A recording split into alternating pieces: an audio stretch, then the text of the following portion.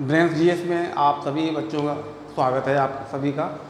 आज हम लोग मुग़ल बादशाह यानी कि अकबर के बारे में जो है आज हमारी क्लास, उसका फर्स्ट पार्ट। एक्चुअली अकबर को आईएएस, पीसीएस, लोअर आरओ या अदर्स किसी भी एग्ज़ाम के लिए अगर आपको कंप्लीट करना है तो बड़ा पार्ट्स है, तो इसको हम दो पार्ट्स में लेंगे, अकबर पार्ट्स 1 और पार्ट 2।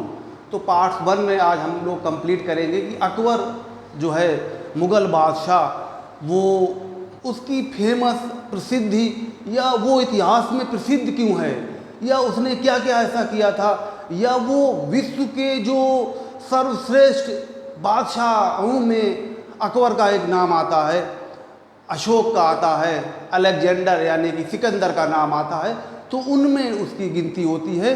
तो भारत में जो उसकी पॉलिसी थी उसने अपनाई, कितना सफल रहा, क्या सारी चीज़ें, वो आज हम लोग कंप्लीट करेंगे। तो जैसा कि हम लोग चलते हैं अकबर को वहाँ पे लेके चलते हैं जब हुमायूं के संघर्ष के दिन थे। 1540 में जब दिल्ली शेरशाह सूरी कब्जा कर लेता है और हुमायूं को भारत से बाहर खदेड़ देता है, तो हुमायूं के जीवन के संघर्ष के दिन रहे हैं। उसी दौरान जो है जब सिंध प्रांत में चला जाता है और दिल्ली पे जो है शेरशाह सूरी का कब्जा हो जाता है, तो संघर्ष के दिनों में ही अकबर का जन्म होता है। कब? 15 अक्टूबर 1542 को, 42 को। और जब होता है जब कोई राजसी ठाट बाट में हुमायूं नहीं था, हुमायूं खुद शरणार्थी जीवन व्यतीत कर रहा था। और दूसरा ये है कि वहाँ पे एक जगह है अमरकोट, पंजाब। राजा अमरकोट के राजा वीर साल के महल में अकबर का जन्म हुआ था। वीर साल ने जो है हुमायूं की बहुत मदद की और जीवन यापन के सारे संसाधन जुटवाए और उसी के महल में ही। तो कहीं ना कहीं अकबर का झुकाव अगर हिंदुओं के प्रति रहा है, उसका सबसे पहला कारण तो यही है कि उसका जन्म ही हिंदू महल में हुआ था। ठीक है, बाकी आगे हम लोग चलते हैं कि वीर साल के महल, उसकी पत्नी हरखाबाई, कई पत्नियां हैं, सलीमा बेगम, मरियम उजवानी, ठीक है, राज तिलक, कालानौर पंजाब। राज तिलक की कहानी आपको पिछले क्लास में रही थी कि जब हुमायूं की डेथ हो जाती 1555 में, उसी समय जो है कालानौर पंजाब का सूबेदार होता है, तो उसका संरक्षक बैरब खां अकबर का राज तिलक कर देता है। ठीक है, तो अकबर का जो राज तिलक कहाँ होता है? कालानौर में। तो वो कहानी आप पिछली की हुई है। उपाधि देखेंगे जलालुद्दीन मोहम्मद बादशाह गाजी। अकबर जो है उपाधि धारण करता है जलालुद्दीन मोहम्मद अकबर बादशाह गाजी की उपाधि से दिल्ली की राजगद्दी पर बैठता है। कब बैठता है? एक इतिहास में एक प्रसिद्ध युद्ध हुआ था जो आप पिछले क्लास में लिए थे कि पानीपत का द्वितीय युद्ध 1556 ईस्वी में। और ये युद्ध जो है हेमू यानी कि हेमचंद विक्रमादित्य, जो विक्रमादित्य की उपाधि धारण करने वाला अंतिम हिंदू राजा 14वां था, यही हेमू, जिसने दिल्ली पर कब्जा कर लिया था। और फिर अकबर को दिल्ली लेने के लिए जो है संघर्ष करना पड़ा, युद्ध करना पड़ा। और इतिहास में एक निर्णायक युद्ध होता है पानीपत का द्वितीय युद्ध 1556 में। इसके बाद जो है अकबर दिल्ली की राजगद्दी मिल पाती है जब सफलता के बाद। अगला देखेंगे कि जिस तरीके से जो पानीपत का जो प्रथम युद्ध है 1526 ईस्वी में, उस युद्ध के में विजय के बाद मुगल वंश की स्थापना होती है। तो पानीपत का जो द्वितीय युद्ध है 1556 ईस्वी में है, इसमें विजय के बाद जो है वास्तविक रूप में मुगल साम्राज्य की स्थापना। अगर क्वेश्चन कभी पूछा जाए कि किस युद्ध के विजय के बाद जो है भारत में मुगलों के साम्राज्यवाद की शुरुआत हुई मानी जाती है, तो वो पानीपत का द्वितीय युद्ध। ठीक है, अगला हम लोग चलते हैं कि जो एक अकबर का संरक्षक जो था, अकबर का जब राज तिलक हुआ था तो एज जो है, उम्र उसकी मात्र 13 साल थी। और सारे जो निर्णय हैं, कार्य प्रणाली है, एक्टिविटी का जो देख रेख का काम करता था बैरम खां। बैरम खां चूँकि हुमायूं के ही समय में आर्मी भर्ती हुआ था 1540 में, 1540 में हुमायूं के साथ जुड़ा हुआ था। और हुमायूं के संघर्ष के दौरान भी बैरम खां उसके साथ रहा। तो बहुत योग, टैलेंटेड और जो है वफादार था, कहने का मतलब है। और वही कालानौर में राज तिलक करवाता है। दिल्ली पर पुनः अधिकार दिलाने में भी जो अहम रोल होता है बैरम खां का। अब बैरम खां का रोल और बढ़ जाता है जब मुगल पुनः दिल्ली पर अधिकार कर लेते हैं। तो जो जितने भी शाही निर्णय हैं अकबर के अगेंस्ट या अकबर की तरफ से जो लिए जाते हैं, वो उसमें अहम जो रोल होता है वो बैरम खां का, बैरम खां ही उसको अंजाम देता है। तो इस तरीके से जो है लगातार निर्णय ले रहा होता है। तो कुछ राज परिवार की स्त्रियां जो हैं थोड़ा सा भड़काने लगती हैं, उसकी दादी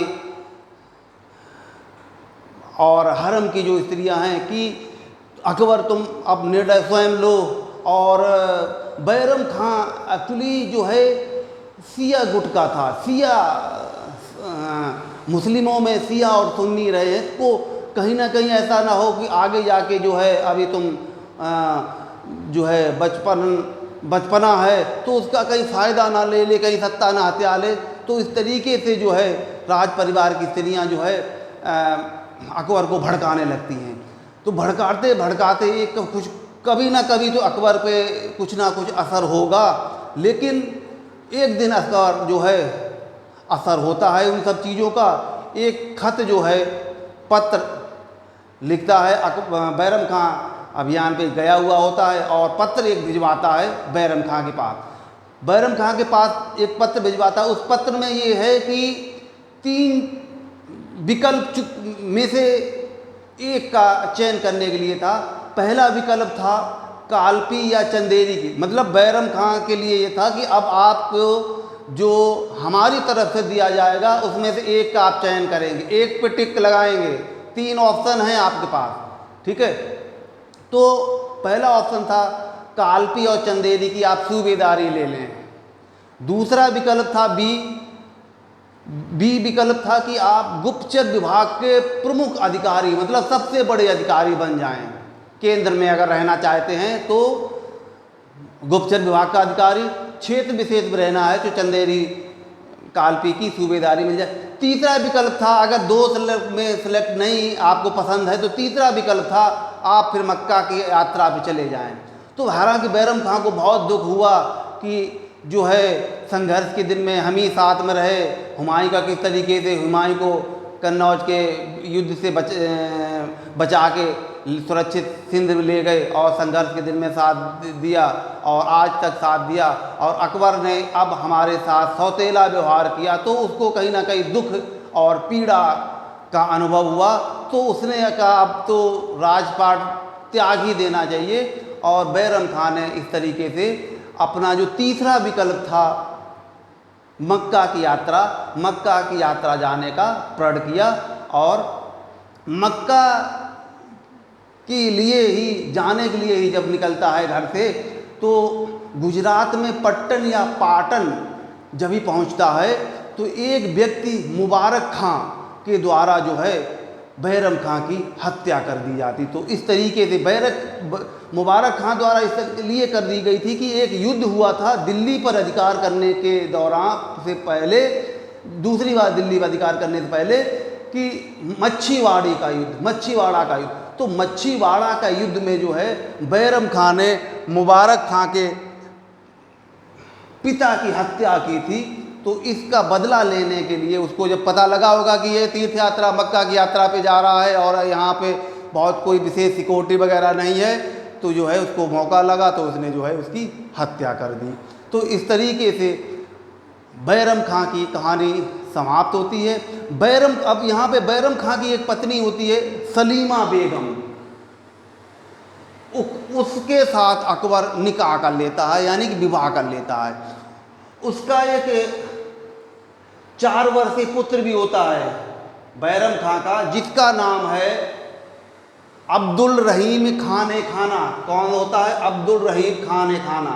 अब्दुल रहीम खान ए खाना। आपने छोटी क्लासों में पढ़े होंगे, हाई स्कूल यूपी बोर्ड में। अब रहीम के दोहे, वो रहीम यही हैं, अब्दुल रहीम खान ए खाना, यानी कि किसका बेटा? तो यही बैरम खां का बेटा, ये अकबर का संरक्षक।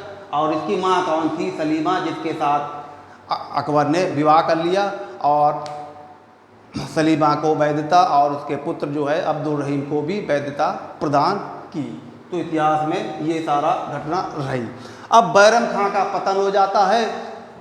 अब जो अकबर पर, जैसा कि स्त्रियां चाहती थी डिसीजन लेना, अकबर के जो निर्णय हैं हरम की स्त्रियां और स्त्रियों से प्रभावित थे। अकबर स्वयं निर्णय नहीं ले पा रहा था और जो निर्णय होते थे वो सामूहिक रूप से राज परिवार के दादे, अम्मी, उनके फुफ्फी और जो भी फुफ्फा या हरम की जो स्त्रियां जिसके साथ अकबर का उठना बैठना, हंसना खेलना सारा चीज़ें रहती थी, वो सामूहिक रूप से निर्णय लिए जाते थे। इसीलिए इतिहासकार ने 1560 से लेके 1564 के अकबर के शासनकाल को पेटीकोट सरकार या पेटीकोट शासन कहा है। तो ये रहा पेटीकोट 1560 से 1564 तक के शासनकाल को पेटीकोट शासन, यानी कि स्त्रियां जो है डिसीजन लेती थी मुगल राज परिवार की, इसीलिए उसको नाम दिया हुआ है। ठीक है, क्लियर। अब हम लोग चलते हैं अकबर का जो है राजपूत नीति। राजगद्दी मिल गई, अब उसको साम्राज्य विस्तार करना था। तो उसने देखा, इसके पहले दिल्ली सल्तनत में भी रहा। दिल्ली सल्तनत शक्तिशाली जो भी सुल्तान रहे बहुत लंबे समय तक नहीं रहे, और एक समय में जरूर अलाउद्दीन खिलजी ने पूरे भारत पर अधिकार करने का प्रयास किया, लेकिन इतिहास में हम लोग देखते हैं वही खिलजी वंश ही सबसे छोटा, मतलब मात्र 30 वर्ष तक ही रहा, उसके बाद खिलजी वंश समाप्त हो गया। तो उसने ये सब चीज़ें अनुभव की होगी। अब उसको लगा कि अगर हमें लंबे समय तक शासन करना है तो भारत में भारतीयों को अपने शासन में भागीदारी देनी होगी, और उसमें से सबसे जो अहम थे वो राजपूत। उन्हें मालूम है कि जो पश्चिमी भारत है उसमें राजपूत जो हैं बहुत शक्तिशाली हैं। अगर हमने उनको अपने साथ लिया, उनको सम्मान प्रदान किया, तो हमारा जो शासन व्यवस्था है और शक्तिशाली होगी और विद्रोह की भावना उनके अंदर नहीं रहेगी। इसीलिए जो है उसने अकबर ने राजपूतों को अपने तरफ करना चाहा, और उसके लिए उसने नीति अपनाई और हिंदुओं के साथ जो कठोर नियम लगे हुए थे उनको बारी बारी से उनको समाप्त किया। किस तरीके समाप्त किया? सबसे पहले जो 1563 में अकबर से पहले जो है तीर्थ यात्रा कर दिया जाता, जो भी तीर्थ यात्रा स्टेशन जाता उसको टैक्स देना पड़ता था, उसको समाप्त किया। तो अकबर ने जो है राजगद्दी पे बैठने के बाद 1563 में तीर्थ यात्रा जो कर है उसको समाप्त कर दिया। फिर क्योंकि 1564 में अकबर फिर देखता है कि हिंदुओं से जजिया कर लिया जाता है, तो ऐसे में हिंदू हमारे पक्ष में हमारी तरफ कैसे होंगे।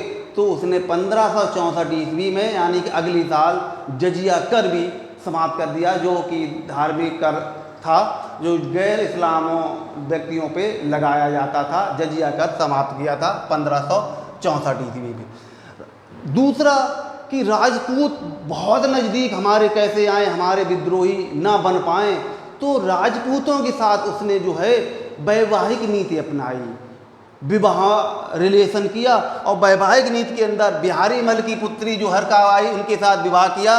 बिहारी मल की पुत्री से जो आप इतिहास में देखेंगे हरकाबाई उसकी, ठीक है। बीकानेर जैसलमेर की राजकुमारियों से साथ भी अकबर ने विवाह किया, और अपने पुत्र यानी कि जहांगीर या सलीम उसका विवाह भी राजपूत राजघराने से किया, जिनमें थी मारवाड़ के राजा उदय सिंह की पुत्री जगत गोसाई के साथ जहांगीर का विवाह किया।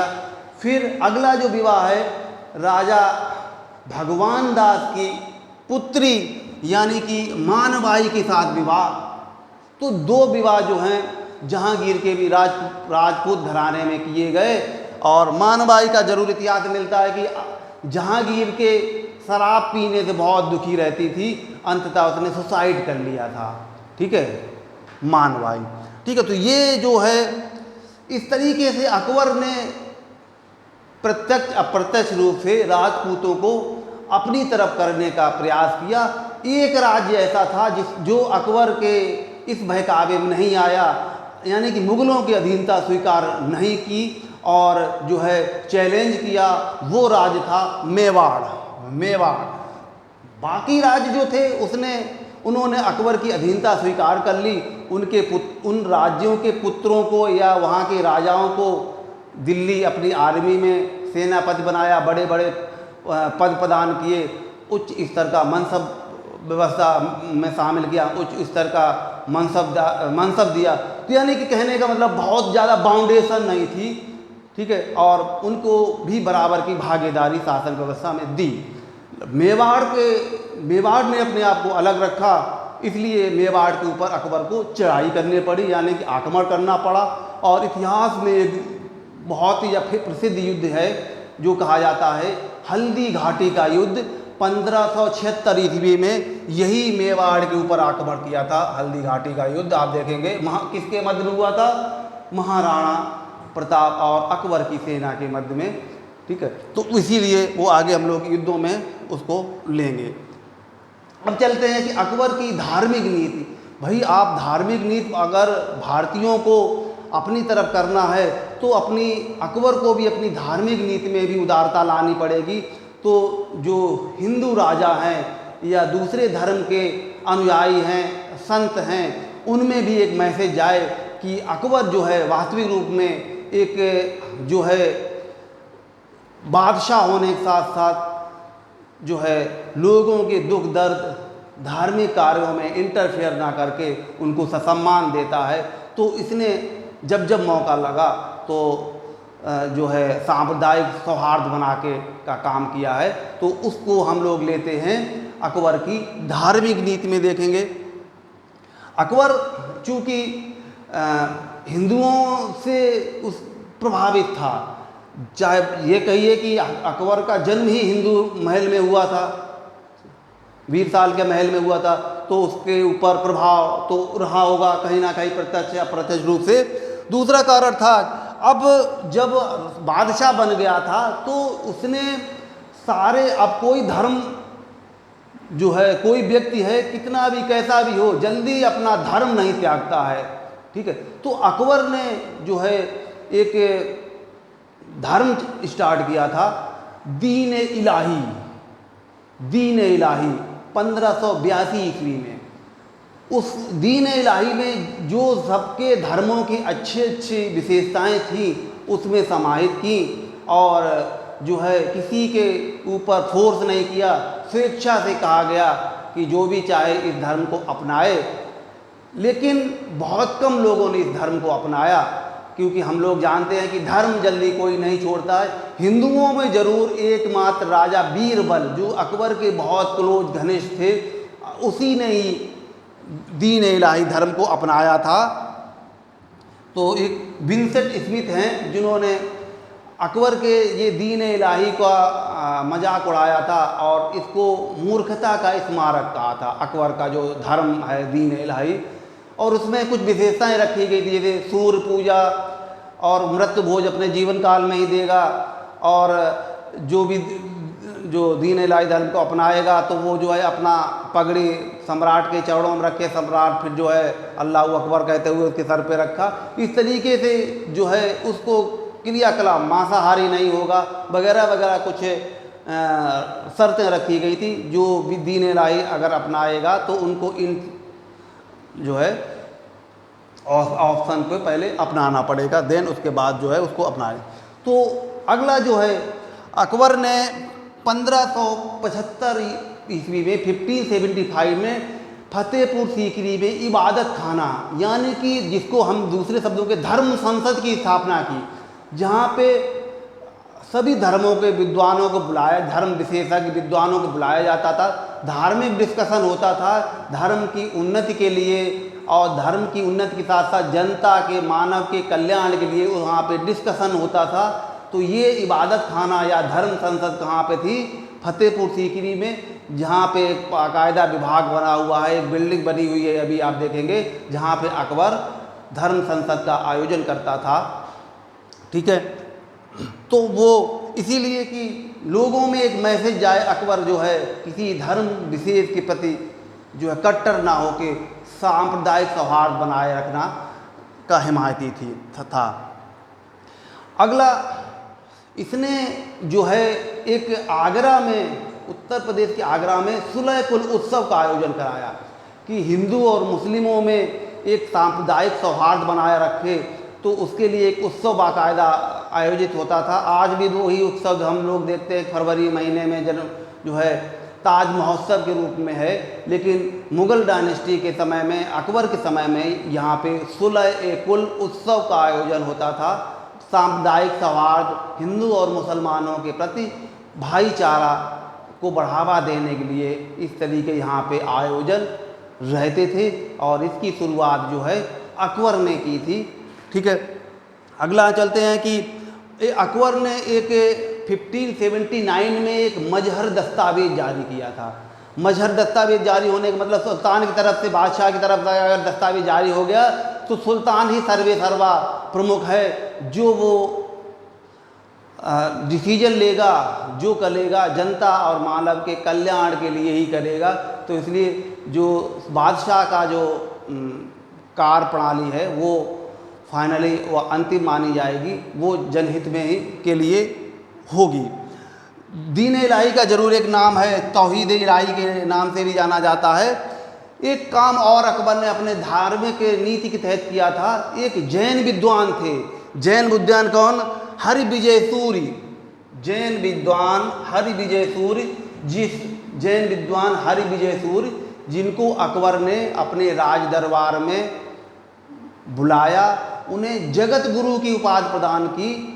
ठीक है, और सम्मान प्रदान किया।